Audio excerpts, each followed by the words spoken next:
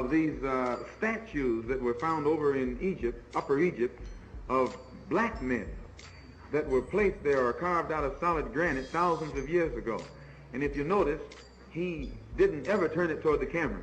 He kept it down. Well, I started to turn it toward the camera, but I didn't. I was trying to be polite. And at that point. And but today in the Los Angeles Times on page 2, they have this same picture. You look in today's Los Angeles Sunday Times, and they have a story on page 2 about this temple over in Africa. They call it Egypt, but Egypt is in Africa. And the value of which is so tremendous, it points out how the United Nations is trying to float a loan of around $30 million to save this temple from being covered by the waters that will be brought up by this Aswan Dam that they're trying to build over there. And this thing is so shrewdly done that the average Negro will look at it and read it, and because it says Egypt, he never identifies it with him or him with it. It shows you how shrewd the white man is. But when all you have to do is look at the features of the thing, and you can see, brother, they got all the features that the white man says Negroes have. But because it is associated or connected with something of such value, archaeological and historic, anthropological value, the white man tries to steal it for himself and says, no, these are white people, these aren't black people. And look at this for yourself. Look closely at it, and then, and if you notice, you'll also read in there where the United States is on record as being against putting out the money necessary to save this archaeological wonder. They're against it. And it tells you in the paper that they're against it. They want to let it go on and go beneath the waves. There was a time when America would be for preserving something like that. Because in those days, the black man was so dead mentally, he could look right at it and wouldn't know he was looking at himself. He looked right at it and wouldn't know he was looking at himself. And today, when we see a black man, we know that's a black man. Whether they call him an Egyptian, a Re-Egyptian, or an Ab-Egyptian. Don't care what they call him. All you got, if he look like you, he's the same thing as you. And this man that they have here, brothers and sisters, it has nothing but the features of a pure black man. Also, they tell me that there's an exhibition going on in Los Angeles right now somewhere about King Tut. Where is that? Some kind of museum. Where is it? Exposition. Where is it? Oh, Exposition Park. I saw King Tut's mummy tomb when I was in Egypt.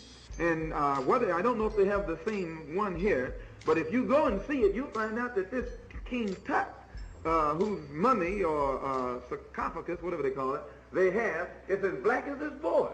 And the white man knows this. Every picture that they have of King Tut, he's not brown.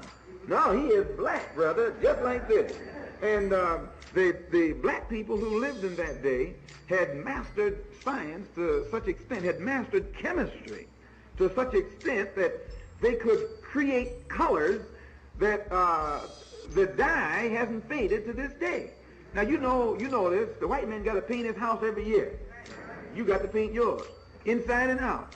And you haven't got a piece of cloth at home that won't fade if you put it in the sun. But yet these black people back there could make dye that has retained the color, same grade quality, right down to the day from 5,000 and 6,000 years ago. They were master chemists. And this tomb, and I guess this mummy, is gold encrusted. They had so much gold back then. In fact, those were the people who discovered gold.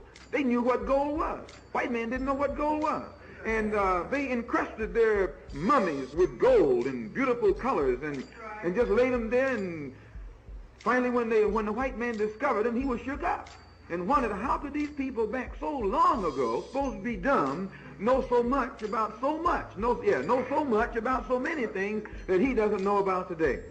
And usually when he projects these findings, these wonders, these relics from the past, when he projects them into this particular society now, our poor, dumb people, number one, they usually don't go and look at it. You don't find very many Negroes in museums. No, they don't. They go to the ballpark, to the ball game. They don't even go to the zoo. You seldom find Negroes in a museum or in some place where there is something that's going to teach them something. And again, I'm not knocking Negroes saying this. I'm talking to you and me. As Minister John said, there's no strangers here today. We're having a little family chat. And when you have a family chat, you can talk the faults as well as the liabilities as well as the assets. And once you pull out these liabilities, you can correct them. You can go out to any museum and you'll find white people, white women, white mothers, white parents taking their little children through the museum, showing them this and showing them that. Why, our women don't do that. And because you don't do that, you actually leave a vacuum in the mind of your child. So now I don't know what this exhibition consists of these Egyptian relics that on display out here. But as Allah blessed me to see it when I was in Egypt at the Cairo Museum, all of these splendors that belong to that ancient civilization along the Nile that has shocked the white man are relics right out of the past of the black man. And as a rule, you don't have any white man who doesn't know this. He will only contend with you if he thinks that you don't know what you're talking about. But then when the deal goes down, if he won't admit that they're outright black, he'll say, well, they got black blood. He's hard for him to admit the full truth, but if you can get him to admit a little bit of truth, the Negro will wake up, because the only truth he accepts is truth that he has come from the lips of the white man. Can you understand this?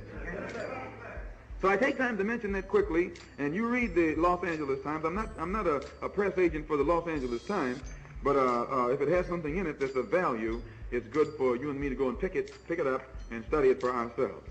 And save those kind of things. And then when you're in a discussion with one of these crackers who are trying to bring you and me down, drop it on him. Say, look, boss, what I found in your paper. This man looked just like me. He don't look like you.